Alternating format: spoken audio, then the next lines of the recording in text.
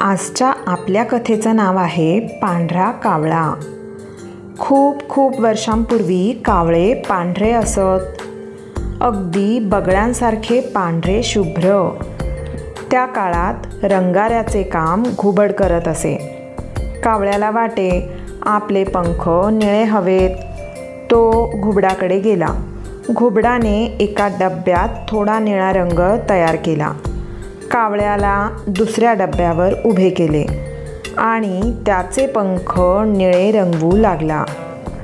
तेवढ्यात कावळ्याचा पाय घसरला आणि तो त्या डब्यात पडला।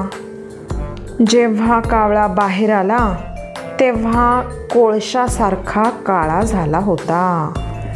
कावळा चिडला आणि घुबडाला चोच मारायला सरसावला। घुबड पटकन उडून गेले। तेव्हापासून सगळे कावळे काळे झाले। अजूनही कावळे घुबडांवर राग धरून आहेत। त्यामुळे घुबडे दिवसा उडत नाहीत, फक्त रात्री घरट्यातून बाहेर येतात, कारण काळोख्यात कावळांना दिसत नाही। तर मित्रांनो, कशी वाटली आजची कथा? अशा छान छान कथांसाठी चॅनलला सबस्क्राईब करा आणि गोष्ट आवडली असेल तर लाईक करायला विसरू नका।